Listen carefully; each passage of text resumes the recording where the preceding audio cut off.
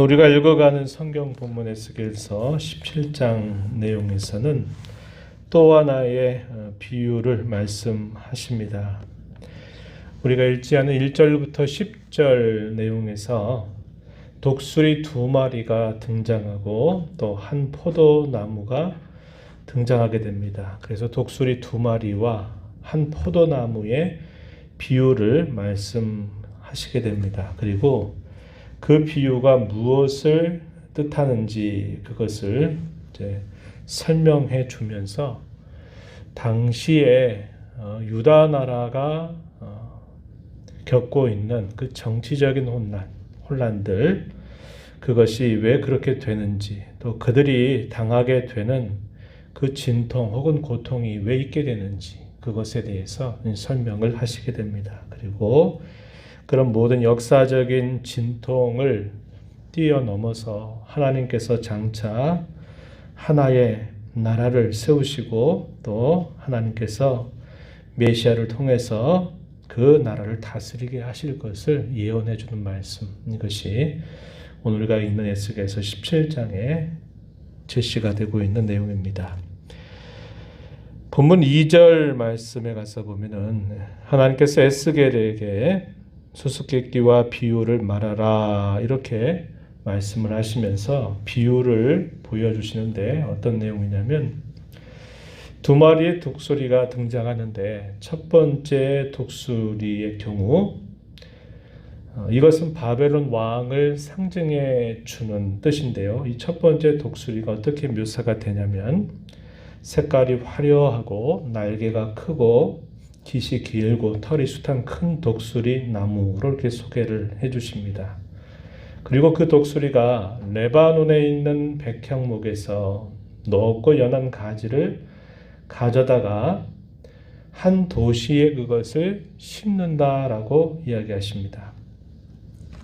여기 레바논에 있는 백향목이라고 하는 이 표현은 이스라엘 백성들을 나타내는 그런 표현입니다. 이스라엘, 그리고 특별히 이스라엘 가운데서 당시에 나라를 다스렸던 왕실, 그것을 뜻하는 그런 표현이고요. 그 땅의 종자를 꺾어서 그것을 옥토에 심었다라고 말하는 것은 시드기야라고 하는 왕을 세워서 이스라엘을 다스리게 한 것을 이야기해 줍니다. 이 당시의 유다 상황을 표현하고 있는 말이에요. 그런데 그것이 자라면서 펴져서 포도나무로 잘 자랐다고 이야기합니다. 이 포도나무 가지가 독수리가 있는 방향으로 자라났다 이렇게 표현하는 것은 이 바벨론 나라의 왕과 언약을 맺어서 잘 그 다스림, 그것을 잘 따르기로 한 것입니다. 그런데 두 번째 독수리가 등장하는데 그 두 번째 독수리가 우리가 읽는 본문 7절, 8절에 보면 등장하는데 이 두 번째 독수리는 뭘 상징하냐면요. 애굽 나라의 바로 왕을 상징합니다.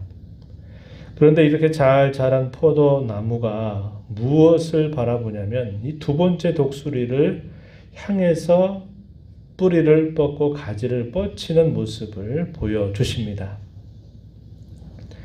이 말은 바벨론 나라 왕이 이 시드기야를 세워서 이스라엘을 다스리게 하는데 이 시드기야가 어떻게 하냐면 바벨론 왕을 거절하고 당시에 애굽 나라 바로의 도움을 청하는 모습을 보여줍니다. 이것은 바벨론 왕과 세운 언약을 깨뜨리는 일이었고 이것은 곧 하나님께서 그들에게 말씀하셨던 그 내용을 거절하는 것이 된다. 이것을 이야기를 해주시는 겁니다.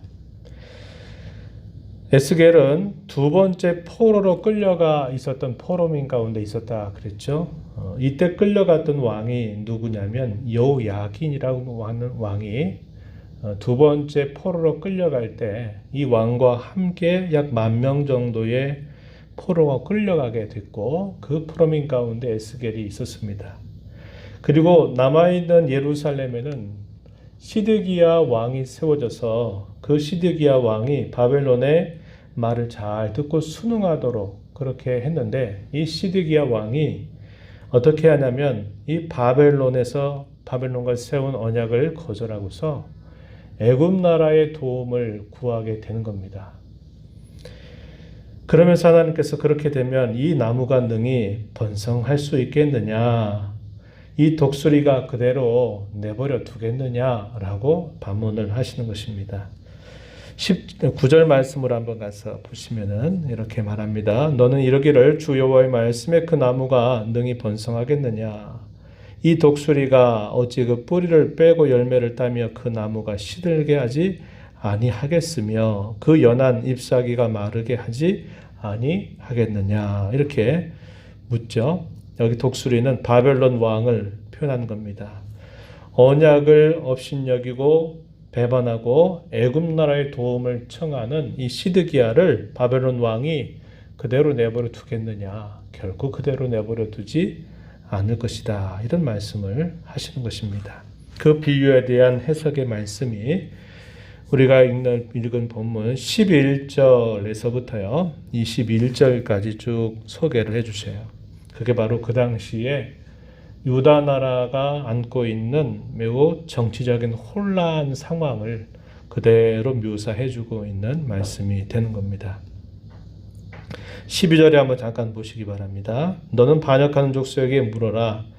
너희가 이 비유를 깨닫지 못하겠느냐. 그들에게 말하라. 바벨론 왕이 예루살렘에 이르러 왕과 구간을 사로잡아 바벨론 자기에게로 끌어가고, 이것이 두 번째 포로 상황을 표현하고 있는 말입니다. 그 왕족 중에서 하나를 택해서 언약을 세웠다. 그 당시에 시드기야라고 하는 왕을 세우게 됩니다. 유다의 마지막 왕이죠.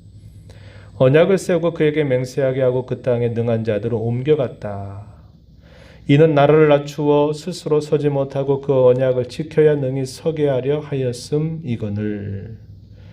유다 말기에 하나님께서 선지자를 통해서 백성들에게 주셨던 말씀은 너희는 바벨론에 순응해라, 이게 내 뜻이다 라고 말씀을 하시는 겁니다. 그러나 이 하나님의 뜻을 받지 않는 사람들은 어떻게 생각합니까? 우리가 왜 바벨론 나라에 순응을 해야 됩니까?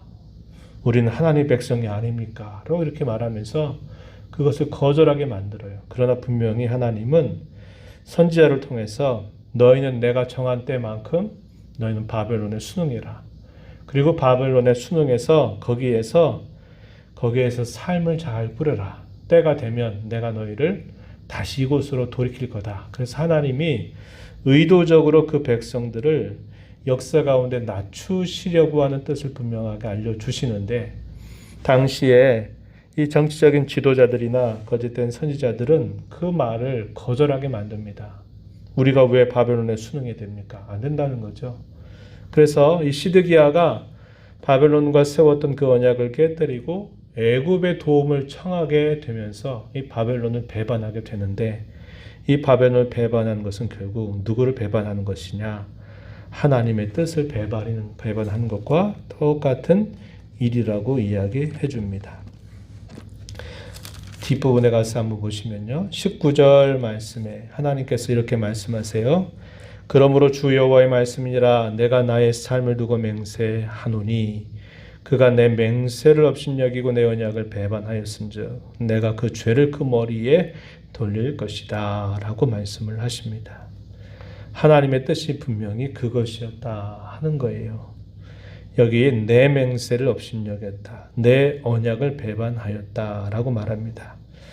정치적인 혼란이 계속되는 가운데 하나님의 뜻이 이것이다 라는 것을 분명하게 알려주지만, 그러나 유다의 마지막 왕 시드기야조차도 그 하나님의 말씀을 또 저버리게 되는 겁니다. 바벨론과 세웠던 언약을 깨뜨리게 된 겁니다. 그래서 그들에게 결국은 더 큰 징계가 임하게 될 것을 분명하게 말씀하시고 있는 것입니다. 20절에 보면 그 위에 내 그물을 치며 내 올무에 걸리게 하여 끌고 바벨론으로 가서 나를 반역한 그 반역을 거기에서 심판할 것이다. 하나님이 그 백성들을 심판하신다. 내 그물, 내 올무, 나를 반역한 그 반역, 이렇게 표현하죠. 그것을 내가 심판할 것이다 라고 말씀합니다. 이 일이 불과, 계속 우리가 살펴보는 것처럼 불과 몇 년 사이에 실제로 이 일이 이루어진 겁니다.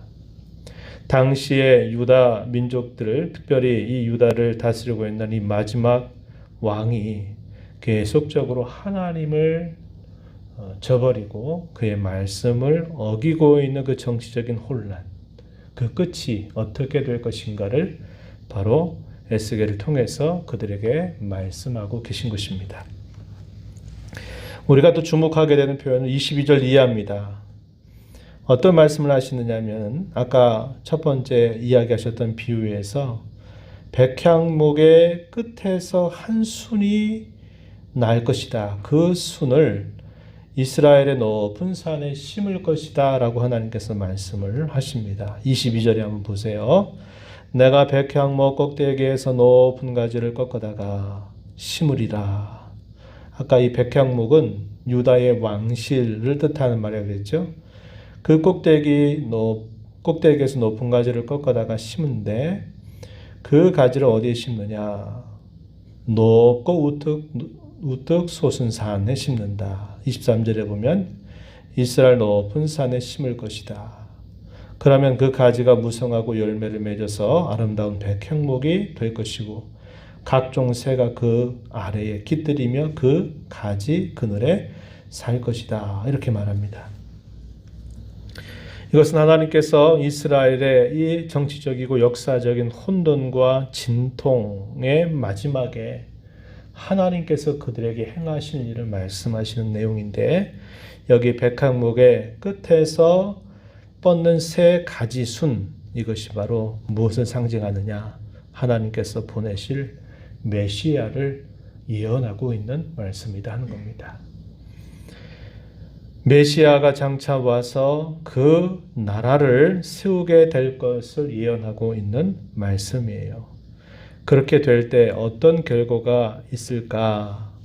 그 아름다운 백향목에 각종 새가 그 아래에 깃들이고 그 가지 그늘에 살게 될 것이다. 이것은 그 메시아께서 세우실 나라, 세우실 그 왕국이 확장하고 번성이 되면서 거기에 모든 이방에 있는 족속들이 그 안으로 들어오게 될 것을 예언해 주는 말씀이에요.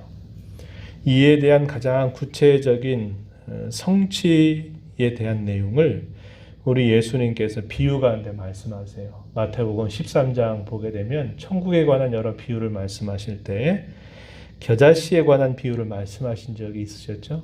아주 작아서 그 씨가 잘 보이지 않지만 그것이 자라서 큰 나무가 되면 공중의 새들이 그 나무가지에 깃들이게 될 것이다 라는 말씀을 하시면서 우리 주님께서 세우시는 그의 나라가 매우 작고 미미하게 시작되는 것처럼 보이지만 그것이 큰 나무를 이루게 될 것이고 그 나무 아래에 공중의 새들이 거기에 그 가지에 깃들이면서 거기에 거하게 될 것을 말씀하심으로써 이 메시아께서 세우실 하나님의 나라가 이방 세계 확장이 되면서 이방에 있는 모든 족속들이 그 나라로 들어오게 될 것을 예수님 말씀하신 겁니다. 이 내용을 아주 오래전에 이 에스겔을 통해서 이런 비유를 통해서 말씀을 하고 계신 것입니다. 그런 가운데 어떠한 일이 될 것인가? 마지막 24절에 보면은 이렇게 말씀하시죠. 들의 모든 나무가 나 여호와는 높은 나무를 낮추고 낮은 나무를 높이고 푸른 나무를 말리고 마른 나무를 무성하게 하는 줄을 알게 될 것이다. 나 여호와는 말하고 이룬다. 이렇게 말씀을 하십니다. 무슨 말입니까? 그 나라가 세워지게 될 때 거기에 속하지 않게 될 사람, 또 거기에 속하게 될 사람을 구별하고 있는 말입니다. 뭐라고 표현했나요? 높은 나무는 낮출 것이다. 낮은 나무는 높일 것이다. 푸른 나무는 말릴 것이고 마른 나무는 무성하게 할 것이다 라고 이야기합니다. 이 말씀은 결국 그 나라에 들어갈 자, 그 나라에 들어가지 못할 자에 대해서 말씀하시는 내용이에요. 바울 사도는 고린도 교회를 향해서 보낸 편지 가운데 그런 말씀을 하죠. 고린도전서 1장 26절 이하에서 우리가 잘 아는 말씀을 하고 있습니다. 어떤 내용입니까? 형제들아, 너희의 부르심을 봐라. 육체를 따라서 지혜로운 자가 많지 않고 능한 자가 많지 않고 문벌 좋은 자가 많지 않다. 그러나 하나님은 세상에 미련한 것들을 택하셔서 지혜 있는 자들을 부끄럽게 하신다. 세상에 약한 것들을 택하셔서 강한 것들을 부끄럽게 하신다. 세상에 천한 것들과 멸시받는 것들, 없는 것들을 택하셔서 있는 것들을 폐하려고 하신다. 이렇게 말합니다. 하나님께서 그의 나라의 백성으로 부르신 그 백성들의 모습에 대해서 이렇게 표현하고 있는 거예요. 스스로 교만해서 자기는 가졌다, 높다 생각하는 사람들은 그 나라에서 다 폐쇄가 될 것이고, 오히려 겸손하고 부족하고 연약한 사람들은 하나님이 불러 세워서 오히려 교만하고 강하다고 말하는 자들을 부끄럽게 하실 것이다 라고 이야기하고 있는 겁니다. 그분이 세우시는 나라는 힘이 있어서 가는 나라가 아니고 많이 배워서 가는 나라가 아니고 다른 사람들보다 뛰어난 자질 능력에 있어서 가는 나라가 아니라 하나님 앞에 겸손한 자, 하나님 앞에 낮은 자, 자기의 참모습이 무엇인가를 깨닫는 자들에게 그들로 하여금 하나님 나라의 백성이 되게 하시겠다. 이렇게 말씀을 하고 있는 겁니다. 오늘 우리는 이 말씀을 통해서 우리를 부르신 하나님의 은혜로운 손길을 볼 수 있어야 합니다. 부족하고 허물이 많고 연약한 저와 여러분을 하나님은 사랑하셔서 연약한 우리를 강하게 하시고 부족한 우리를 또 부족한 것들을 공급하셔서 넉넉하게 하시고 약한 우리를 또 강하도록 우리를 붙들어 주시고 천한 우리를 존귀하게 하신 그 하나님의 사랑을 우리는 이 말씀을 통해서 확인하게 됩니다. 이렇게 하신 이유는 우리로 하여금 그 어느 누구도 하나님 앞에 우리를 자랑하게 하려 함이 아니라 오직 우리의 자랑이 하나님께 있어야 됨을, 우리 주 예수 그리스도에게 있어야 됨을 우리에게 잘 가르쳐 주고 있는 겁니다. 우리는 그 옛날 에스겔이 내다보았던 그 예언이 한편으로는 성취가 되었고 또 한편으로는 여전히 성취를 기다리고 있는 시대를 살고 있어요. 그것은 예수님의 초림 그리고 예수님의 재림 사이를 우리가 지금 살고 있기 때문에 그런 겁니다. 주님이 우리에게 약속하신 영원한 나라가 완성이 되는 그 날을 바라보면서 하나님께서 저와 여러분에게 베풀어 주신 크고 귀한 은혜를 감사하면서 저와 여러분이 살아가는 삶 속에서 오직 우리 주님 자랑, 오직 하나님의 나라가 온전히 임하기를 바라보면서 하루하루를 힘내서 살아가게 되는 저와 여러분이 되기를 바랍니다. 하나님 아버지 감사합니다. 새벽을 깨워서 오늘도 저희의 걸음을 이곳으로 인도하시고 오늘도 앞서 행하시면서 저에게 하시는 말씀을 또다시 읽고 그 교훈을 듣게 하심을 감사합니다. 정치적인 혼란, 또 역사적인 진통과 아픔, 그 모든 이유들은 하나님의 뜻을 저버렸던 그 결과임을 분명하게 보여주십니다.